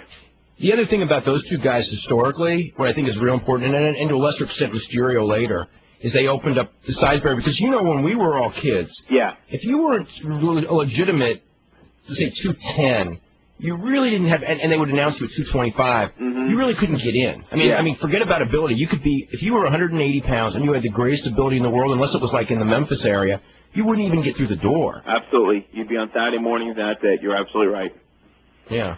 That goes to prove my theory that it's not. You got to be good to be good. You ain't got to be big to be good. And guys like Dynamite and Tiger and Sean and Brett and all those guys, they really changed it for everybody. Yeah, Sean too. In it because Sean was the one where he's the only one of guys that size that really got to main event, and get the push and get to beat the big guys on his own terms, as opposed to being like fluke, so to speak. Yeah. Yeah, I mean, even before that, though, in some of the other territories, you had Jeff Jarrett, and to a certain extent, Ric Flair wasn't the biggest guy, and some of the other guys, too, that were really, it's like every couple of years, guys were not necessarily getting smaller, but they were emphasizing more ability and more actual wrestling, and Bob Backlund and stuff like that. But, of course, then they went to Hogan. But these guys were good, and that's what people, I guess, wanted to see overall. So I was happy about it. Let's go to Dan in Chicago. Dan, what's going on? Hey guys, what's up? How you doing today? Great. Okay. My question is, does Vince McMahon own the rights to the New World Order? Yeah. He does. Does he? Yeah. Does he? I'm not sure. I think that's what the trademark's about was NWO. Okay, he may have. I don't know. Do you think he'd do it? No, I don't think he would do it, but it just means no one else can do it. All right, so it was starting to look like to me all signs were pointing to that on Monday with Triple H and Stone Cold. No. Pointing towards, like, certain people, like, who were fighting with each other. No. I mean, it was pointing towards it in that they were trying to copy, and they were, the idea of this super heel group that's beating up all the baby faces, with Austin and Hunter together. Yeah, but to use the name NWO, I think that if Vince used the name NWO, everybody would, groan, because it's just Vince, just for ego purposes. It was killed at the end, that whole name. Yeah, but for ego purposes, he's not going to use some name that Eric Bischoff came up with. Okay. He's just not going to do it. Okay. But, if he bought it, it's obviously to keep Eric Bischoff from using it or somebody else from using it somewhere else. Is there any chance that you guys know of their old music being anywhere, like on a CD or anything? WCW music being available now or in the future? Now and in the future. Doubtful. You don't think so? They have that one WCW CD, but I don't think anything's on there except like the Wolfpack theme. Yeah. I know a lot of the stuff they used was like that. I don't even know what it's called, but like elevator the generic music that. Yeah, like Goldberg's theme. They didn't need to buy that because they could just use it anytime they want because it's in the public domain. Yeah. Okay, and my other question is, what's going on with Bob Ryder and Jeremy Borash? Do you know if they're going to have their internet show anytime soon? Not anytime soon, unless they get, some sort of... If the WCW Live is done because there's no WCW. Right. Because they had said that they were going to maybe go on One Wrestling or something and do that. They may. I don't know. I don't know. All right, guys. Thanks a lot. Okay. Let's go to Sam in New York. Sam, what's up? Hey, guys. I was wondering if during his tenure in the WWF, if Scott Steiner and Vince hated each other, didn't get along, or what? No, they did not hate each other at all. There was a problem at one point when they first came in, because they were very rough on people, and Vince had to kind of tell them that we don't operate like that here. Because in WCW they were allowed to get away with being very rough on people, and I think the first couple of TV appearances they had, Vince kind of said, hey, you don't do that stuff here, and they didn't. They weren't, but there was no real problem. I think what happened with them in WWF was, economics were different in wrestling then and now, and at that time, they were able to make more money just working in Japan than WWF, so it was a better move on their part to just quit WWF and go to Japan. So that's probably the reason they left. It had nothing to do with them and Vince didn't get along. I never heard of anything like that. Okay, and Nova, which wrestler would you most like to work with in the WWF? If I had my choice, my ultimate choice would be Shawn Michaels. I think he's the best wrestler of all time for me. But there's so many guys that are good. When I was there doing a couple matches, man, I was in awe. Everybody is so good. They're on. Everybody's timing is impeccable. It's everybody. They're there for a reason. And I would love to do maybe something with Jerry Lynn when he starts up. Well, I don't know. Tajiri. I never got to wrestle either one of those guys in ECW. And the Hardys, Edge and Christian. So the list is endless. There's a lot of possibilities. Okay. Why wasn't Pete Rose at WrestleMania? I don't know. Maybe he lost a bet and he couldn't make it. I don't know. I think maybe they just felt that they'd done everything with that joke that they could. Obviously, for the Gooker. Maybe they wouldn't put him in the Hall of Fame when he got pissed. I don't know. Whatever. Obviously, I think that they could have afforded him. So it's just a question of I think they just figured we got no new ideas for him, and I guess I figured the Battle Royal itself was going to be the comedy, and they didn't need a second. I don't know. I was just thinking with that hardcore match that Pete Rose could run in, win the title, have Kane kill him. Well, that was Brian's idea. It wasn't an idea I was recommending. It was just an idea that I thought they were going to do. Yeah. I think that maybe they just wanted to put the title on Kane and just leave, just have that be the story rather than confuse the story. Is with the Rock suspension storyline on SmackDown, is that his explanation for being gone? Yes. Okay. Yes. And is there a reason why Triple H had to go over Jericho for the 3,000th time? It's just I'm sure there is. It's just getting old. Like every month, right when Jericho's getting over, Triple H has to squash him, and actually, Jericho's been in the same position for a while now, but there was that period in July of last year where Jericho was really on the verge. And I don't know what happened then, because he was when Jericho and Triple H had that match. Was it the July pay-per-view? The really awesome match. Fully loaded, I think. Oh, yeah, the Last Man Standing. Last Man Standing. And when that match was over, it was like, man, Jericho's got it. He's on top now. That's what I was thinking coming out of it, even though he lost. And then all of a sudden he was back in the same position. X-Pac. What? Yeah, and then he had a feud with X-Pac, so he ended up back down to, where he'd been and where he still is. Do you think Canyon's going to be in WCW? Yeah, I think he'll wind up there, yeah. Okay, because he's my favorite there, and I was hoping he'd make it. Yeah, I hope he does too. He's a good worker. That's why I'm pretty sure he'll make it. Okay, thanks, guys. It's from Craig, who goes, "What is the current status of Aja Kong and Arceon? Is she gone for good, or is this a work?"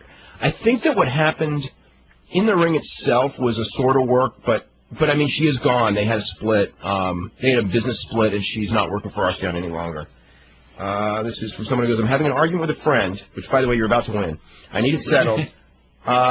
Am I correct that Chris Jericho used to wrestle in Japan on occasion at Super Liger? I think he actually only did once, but it was, in fact, Chris Jericho. Because I even showed my friend the tape, but he still refuses to believe it.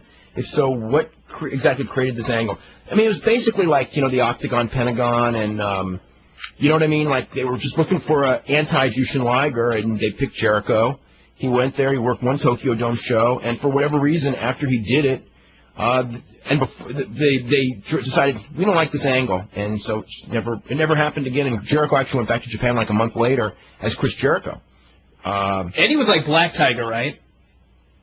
Yeah, Black Tiger was, but Eddie Guerrero was Black Tiger, which was actually the second Black Tiger because the original Black Tiger was Mark Rollerball Rocco. Yeah. Who was? I just always see like videotapes of Eddie as Black Tiger, and I was like, that cannot be Eddie Guerrero. He looks so much bigger. Oh, because the costume, because he had the big arm. But Eddie's big now again. Look at Eddie now. He is. He was big then. He's big now, and then in between he wasn't quite as big. Dynamic muscle builder. Yeah, this is, I want to say to Nova, keep up the awesome site and have good luck in England and Japan on Chris Chetty. I think that Nova and Chetty would be a great tag team in either the WWF or WCW. They work awesome and they can hang with the big boys. And how was it to work with the jury? You said you didn't really get a chance to work with the jury, did you? No, I never did. I mean, it was something I was looking forward to. Last summer, actually, they were going to throw together, where me and Chetty were going to wind up doing a series of matches against Crazy and Tajiri.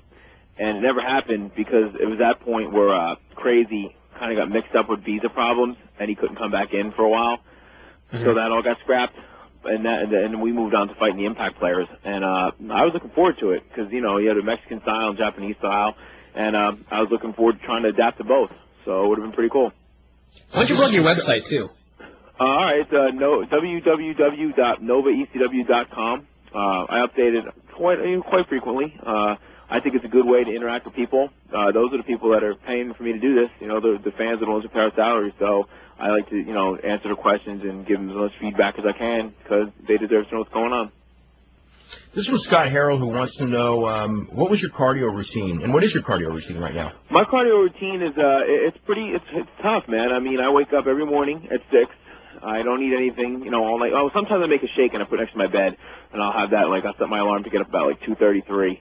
And I have that. You are dedicated. When you start waking up in the middle of the night to get that little bit of protein in while you're sleeping. You got to remember. I do that too. You go to. You do that too, Brian? Yeah. I've never done that in my life. And the funny thing is, after a while, you always wake up at the same time. Yeah, I do. I don't have to set the alarm now. I just get up on instinct because your body is pretty much catabolic for those 8 hours while you're sleeping.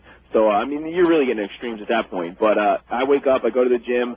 I do cardio 5 days a week for 1 hour at a time, and some days I run with almost an Olympic-level sprinter on the treadmill, and other days it's a distance runner.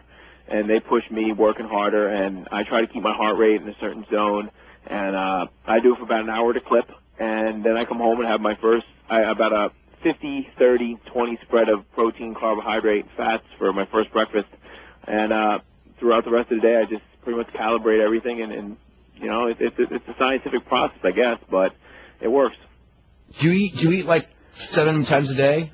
I eat, about 6, 7 times a day. Between every 2.5 hours, I try to get between 250 to 300 grams of protein a day. I try to hover about 150 to 200 carbs a day, depending on what my activities for the rest of the day are going to be. I eat pretty much everything lean, nothing fried, nothing in oil. I just cut out a lot of the crap. I mean, I don't want to damper anybody's spirits, but the American diet's pretty shitty.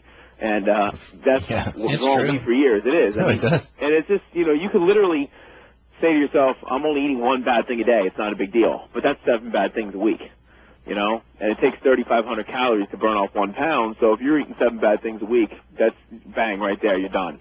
So it's system of checks and balances. And, it's a lot of work, but it can be done.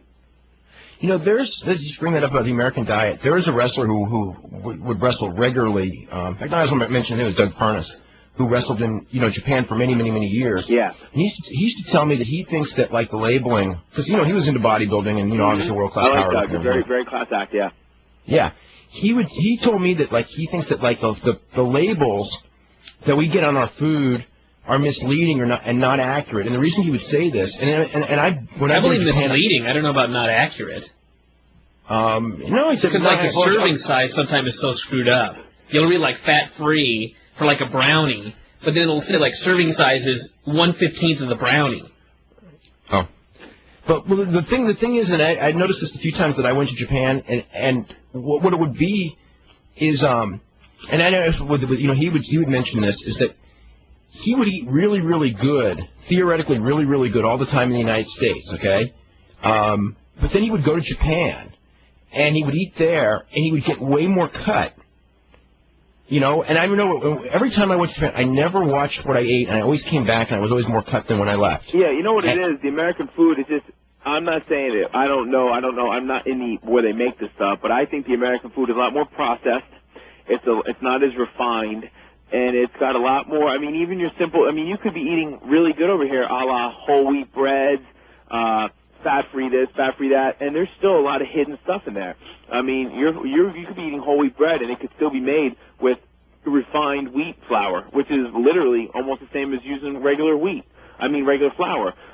If stuff is fat-free, there's a ton of usually almost 99% of the time, there's a ton of hidden sugars, glycerols, sorbitols, all hidden in there, and you just don't see those things. People think it's fat-free, they can eat as many as they want. No way, because the extra carbs, they'll creep right on you, and it just spikes your insulin level, and your body fat shoots right up.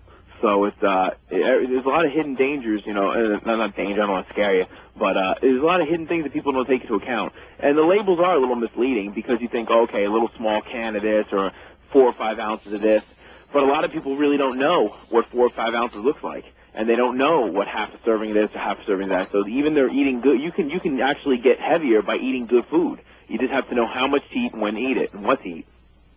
Now, how difficult is this? Now, when you're home, it's not that difficult if you're dedicated to eat very good when you're home.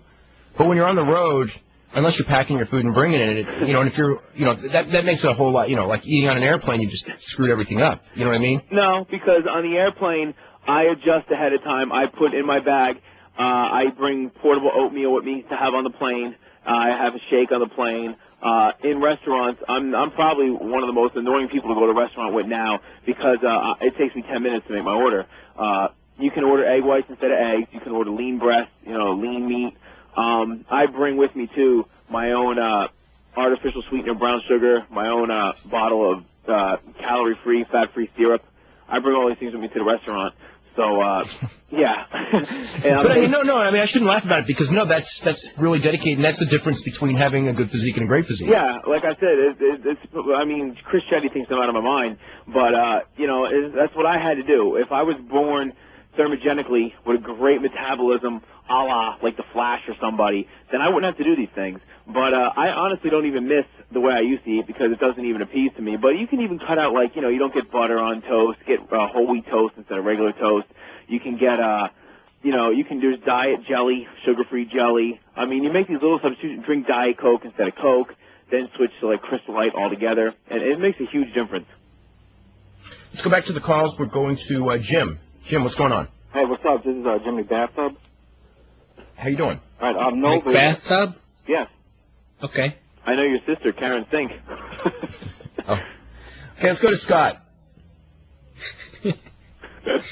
Scott, what's going on? No, Scott. Darren. Hey, guys. Hey, Darren, how are you? Who's this? Pretty good. This is the real Darren. A quick question. I was watching Bret Hart's Wrestling with Shadows, and it got me to think... No, go ahead. Go ahead, I'm just teasing. No, it's not about if it's real or not, but I just wanted to ask... No, that movie's awesome, but anyway. It is. But given that, it's made by him, so taking it with a grain of salt, how much... It wasn't made by him. It was made by Paul J. Well, it was about him, though. It was about him. Oh, yeah. That's true. But how much is it where he... when he's talking about, everybody needs a hero kind of thing, does he really believe that, or is that just more, for the movie purpose? What would you think he really believes that?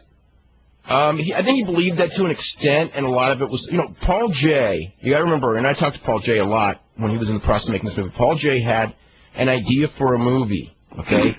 And so he constructed a story, and the story is basically true, but around that idea, and that was the big, so, I wrote about basically the exact, same incident, and I wrote about it pretty differently, but the facts are all basically the same. It's because, my idea was not, somebody knows a hero for his country. I was just writing about a very strange thing that happened in pro wrestling, a very interesting story. It was real, from start to finish, a super interesting story. But, I think he believes that, but again, this was a filmmaker, in Canada, about, trying to make a movie about a guy who was pretty much a Canadian hero, so that aspect of it was going to be emphasized a lot more than if you were a wrestling fan looking at it in a different way and forgetting all that stuff. Because to me, all of that stuff meant nothing to me. Right.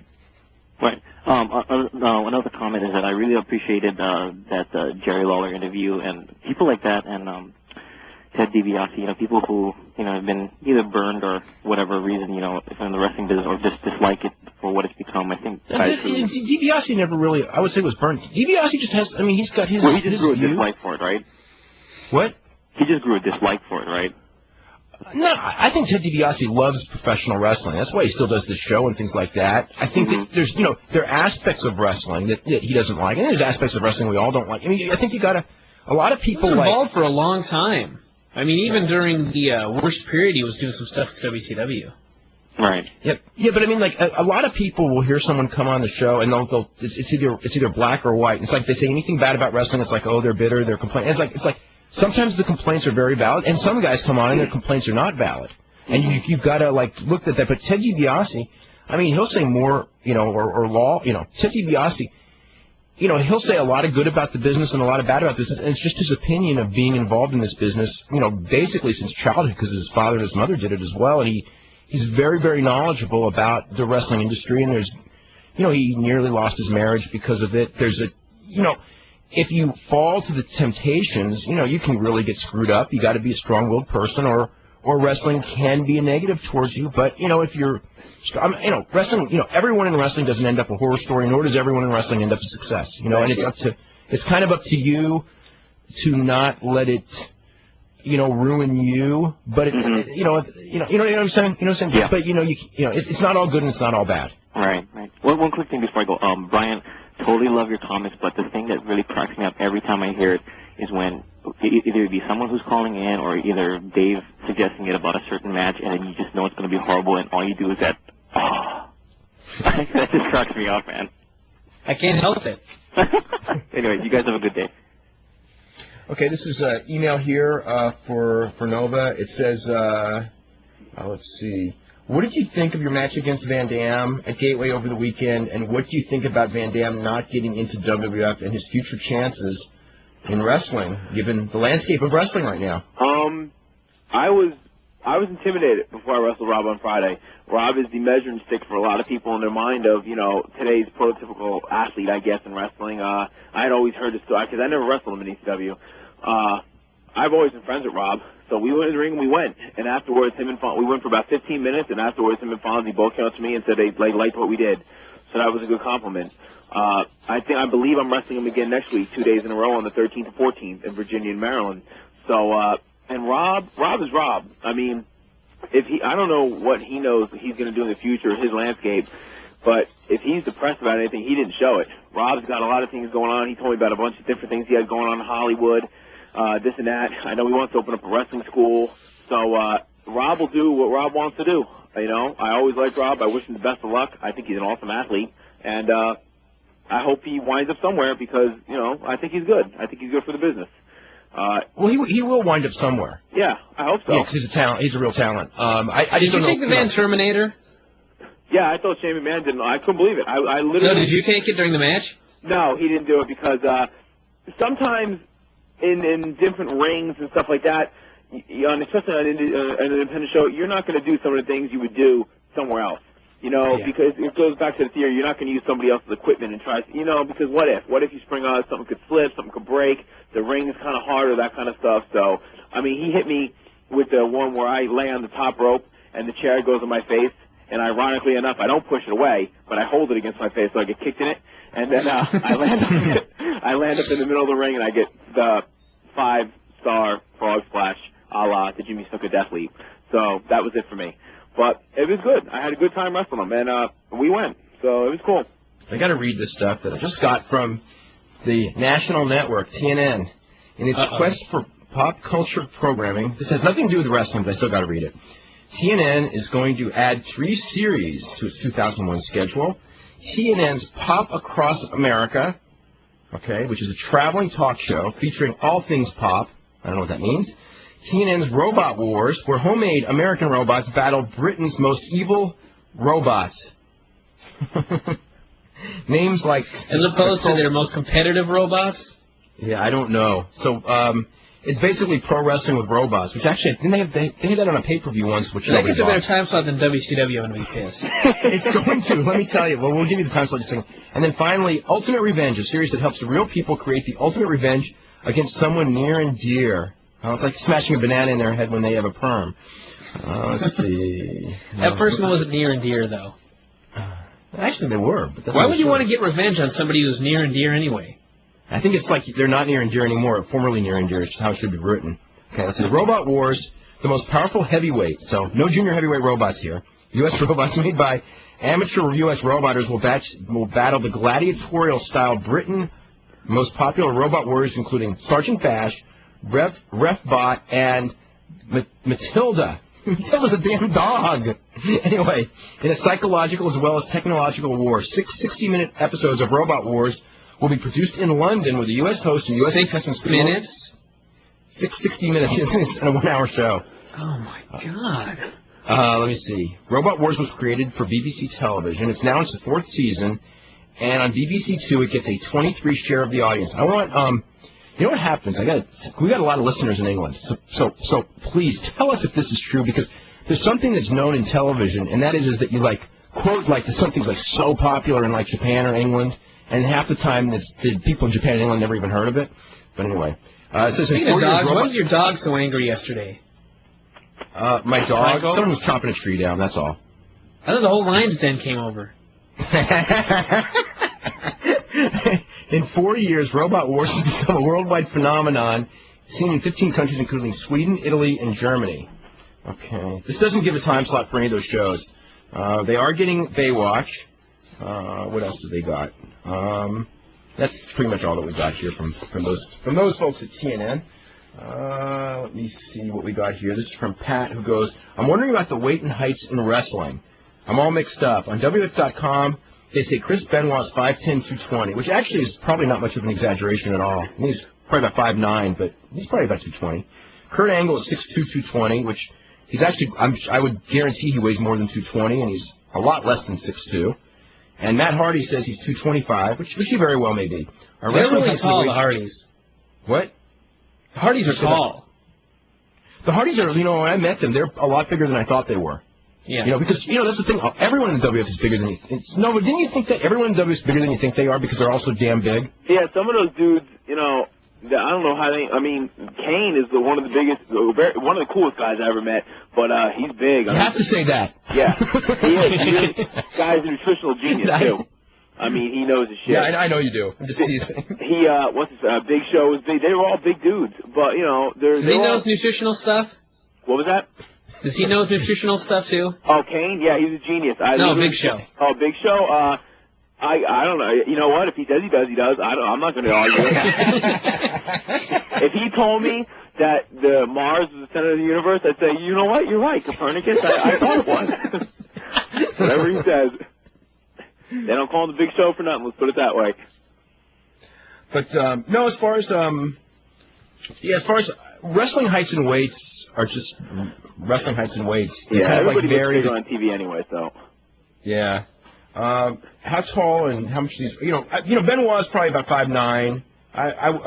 Kurt Angle I think is probably about 5'9" or 5'10". But I think Matt Hardy probably weighs 225. Maybe a little bit less. Maybe a little less? Yeah, maybe more deceiving, a little bit thicker, a little stockier, but they're both in really good shape, so, Let's see. Do you think if XFL had storylines, it would have been a more successful show? They were, the problem is they were doing football, and they tried to do storylines and was kind of rejected. They tried with Ventura and Rusty Tillman, it was an absolute disaster, so they probably wouldn't have been more successful with storylines, even though going into the season I thought that the thing that was going to make it was their storylines. It was just, you know what, they were just audiences that can't. Football has such a certain type of audience, and wrestling has such a certain type of audience, and they don't mix, and I think that's just, it just, the idea of mixing them sounded great until you actually try to do it, and it just didn't work. Let's see. What do we have here? This is, some more stuff to Nova, I know that. Good grief.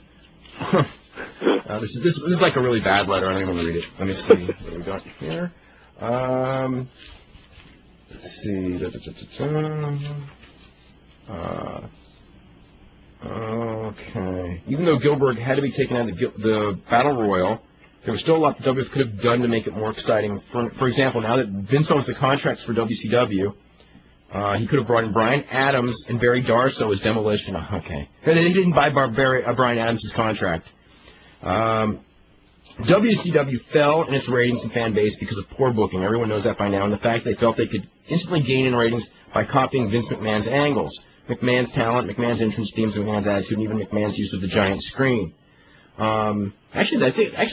Really, WCW rose by copying Paul Heyman, and then they just screwed up. You know, I mean, everyone copies everyone in wrestling. I mean, that's the reality. I mean, WWF copied a lot of stuff from WCW and ECW to turn it around, and there's no crime in doing that. You know, WCW, Bischoff, obviously, you know, he copied Japan. We all know that. The fact that WCW's stars had no original concepts of their own leads me to say that they do not deserve to be called stars. Why do you think WCW was being booed at WrestleMania and Raw? Yeah, because WCW stunk for so long. We all know XFL's been dropping in ratings and scoring record lows, and because of that, you have to sit back and wonder how badly is NBC going to rub it in Vince McMahon's face when the NFL season starts, how pissed they are, and how pissed is Vince going to be. They're not going to rub it in Vince's face, NBC. They're going to ignore it. They're rubbing it in their own face. Have you... Okay.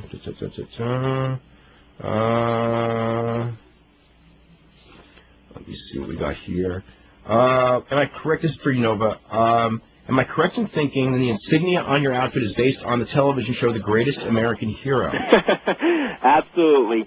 And I put it on there for that reason only. Over the years, a very select few people have actually come up to me and said, dude, that's from The Greatest American Hero. And I put it there just for a laugh, just for that. I'm a huge comic book fan. That's where I got all my ideas for my outfits, whether it be Green Lantern or Venom, Spider-Man.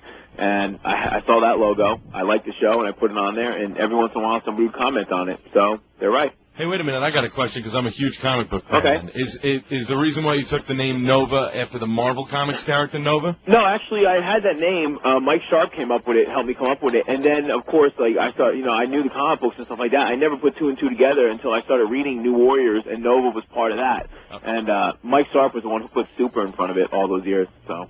Cool. Let's go back to the phone lines. Let's go to Vince in New York. Vince, what's going on? What's going on? Not too much. Hey. Hey. I got a comment about the NWO. I was listening earlier, and I don't want to see it come back personally because I think it ran its course. But the only thing that would work, and it's already too late for it, would have been when Vince first announced on TV that he had bought WCW, would have been to bring in the original two, Nash and Hall, which again I don't want to see, but to have them. And he doesn't either.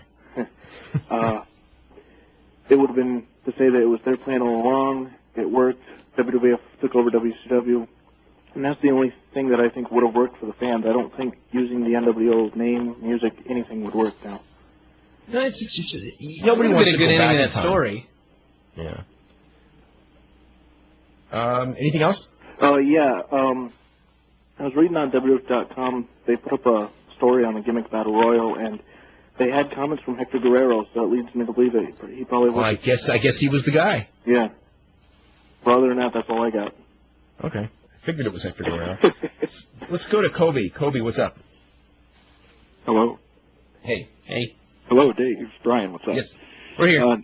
Nova, how you doing? How you doing? You were a hell of an entertaining wrestler. Loved you in ECW. One of my favorite things about it. Thank you. You were just talking about this a couple minutes ago. I'm a big comic book fan too. This is what I wanted to ask you about.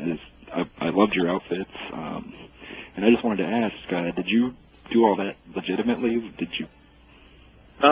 In what sense? There involved? Yeah, actually. As far as the design? I would draw it, and then my first couple ones, the Greatest American Hero one, my original blue and white one, the ones that have BWO, Exotic Adrian Street made those for me. And then some of the other ones, like my Venom one, my Green Lantern one, actually, oddly enough, Easy Money made those for me. Cool. He's a fantastic sewer, and he made those ones for me. And everybody used to ask me if I had the copyright to use them, and it was no big deal because I was pretty good friends with a lot of the writers from Marvel Comics, and they were like, okay, yeah, do it, just putting us over. So they were cool with it. All right, Dave, I got another question. Sure. If you can cover this in the time you have left. It's something I've always wondered about since we saw him at WrestleMania. What exactly was the deal with Jimmy Snuka in the 80s that got him in so much trouble, just as much as you could actually indulge on the air? Well, he just... he just had problems as far as, like, he had drug problems and things like that, and that, he no-showed a lot. He was no-showing a lot, and they just, had to get rid of him at one point. He was a phenomenal attraction, so it took a lot to get rid of him. But, I remember watching Jimmy Snuka on some house shows. Some nights he was fine and phenomenal, and then some nights, literally he would do a 2-minute match because he really shouldn't have been out there, and it's that was the 80s. That's cool. Well, I guess not. Anyway, all right. I appreciate you taking my call. Okay, let's go to Ed in New Jersey. Ed, what's going on? Hey, how's everybody doing? Doing good. Dave, I just wanted to ask you. I live in New Jersey, and I'm planning on attending the King of the Ring this year, and I just wanted to know who do you think the WWF is going to make King of the Ring this year? Oh, boy, I don't know who they're going to put in it. Benoit. Test? That's my early prediction. Chris Benoit. I think Benoit and Kurt Angle will probably be wrestling in a match outside of King of the Ring, like a submission match on that show or something. Yeah. Or, maybe like an ankle lock versus crossface. So I don't think either of them will be in the tournament. I kind of think that'll be done before June, though. You may be right. Let's see. Usually they use it as an elevation thing. So Test is an interesting one in there, because obviously they're high on him. Who else would they be? What about Eddie? Eddie, I don't see it. Jericho, maybe. Just because maybe they feel like they've taken so much from him that they need to give him a big one. Yeah. I'm just trying to think. I don't know. No one else stands out. Like last year, it was pretty obvious almost. Pretty much everyone knew Angle was going to win ahead of time. Funniest thing, that Kurt Angle video, they had footage of him and Rikishi in the finals. And afterwards, they're having like all these interviews with the guys who were in the tournament. And Rikishi goes, "Okay, I'm going to shoot with you, brother. Kurt Angle was in better shape." That is a revelation. Kurt Angle's in better shape than Rikishi on that night. Another night, he might have had it, but not King of the Ring. Oh, my God. Anything else, Ed? I was looking at your archive show section, and I was seeing you had interviews with Matt Hardy and Kurt Angle like a while back. And I was just wondering, how come you haven't had any WWF stars? They will not let us. Before the ban. We had this 2-week period where it seemed like we had a WWF guy every day, and we had like these awesome shows. Just about every single one of them was an awesome show. Kurt Angle was great. Regal was phenomenal. Matt Hardy was tremendous for our demographics, and he was a good guest too. Edge and Christian were great. So we had just great shows one after the other, and then they came down and told the guys that they could no longer do it without being cleared by the office. And so... And shockingly, no one's been cleared by the office. No one's been cleared ever since. Although Matt Hardy did sneak in here one day because we had Shannon Moore on, and they just happened to be working out at the gym together. And he just happened to hand him the phone. And, yeah, that's right. He snuck in the back door. Yeah. All right, that's all. Thanks. So that's the deal. Hey, Nova, is there anyone working out with you today? What was that? Wait, oh my God, who's it? Shawn Michaels in my house right now. I can't believe it. He's here. Hey, we were trying to get him on. Yeah, no, I work out by myself. Nobody. Let's go to Scott. Scott, what's going on? Hey guys, sorry about before. I got this. We can get that distance runner on here. Yeah. He's still running. Hello. It's going pretty good. What's going on? How about you, Nova?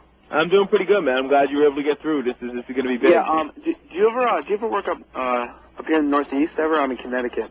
New York, sometimes. right? I'm going to be in Connecticut tomorrow night in Danbury. That's tomorrow night. Yeah. So talk about. Yeah. Because I haven't. I know I saw that like Chetty and Doring were on the show a couple weeks ago, but I know they're in the area, and I try to do as much Northeast as I can, but I want to go to a lot of places that I normally I started off in the Northeast, so I want to go to a lot of other different places too. But I guess I'll be there sooner or later. So yeah, do you by chance know a worker named Joey Lagordi? Joey Lagordi. Yeah, goes by the name like something like Flexer or Flexin Joey Lagordi or something like that. No, should I? I don't know, because I was at a show a couple weeks ago, and he was there, and I was asked him. I said, "You look familiar," and he said, "Maybe you see me working with Nova," and I was like, "Wow, no idea." But you know what? I'll write down. Yeah. He made a liar in wrestling. That's a story. Yeah, I've never heard that before, but No, I mean, his name will go on the list. I'm going to look for Joey LaGuardia as soon as I get off the phone. Thank you, Scott. You've informed me of a... Yeah, because you're the guy to ask. Thank you. All right, and so I'll let you guys go get some more calls, all right? See you guys later. Thanks, Scott. Okay, thanks very much. Actually, we're like totally out of time. No, I want to thank you. This was a really fun show. Cool. We got to do this. We got to definitely do this one again. Yeah, it was. It was one of the best ones. And good information as far as diet. We could probably get into like more of like meal by meal. Yeah. And then I'm being serious because you've done an amazing transformation, and to look like that without good genetics is pretty impressive. Yeah, thank you. It's been tough, you know. I take a lot of pride being all natural. I just use a lot of supplements, and I just diet and work hard, and it's tough, but it's worth it. Okay, cool. And I want to remind everyone we're going to have Donovan Morgan of All Pro Wrestling tomorrow, who actually he's going to be working the same show with you at UPW on the 25th. And he'll be on tomorrow. And Tuesday we're going to have Ken Shamrock, and we'll see you tomorrow at 5.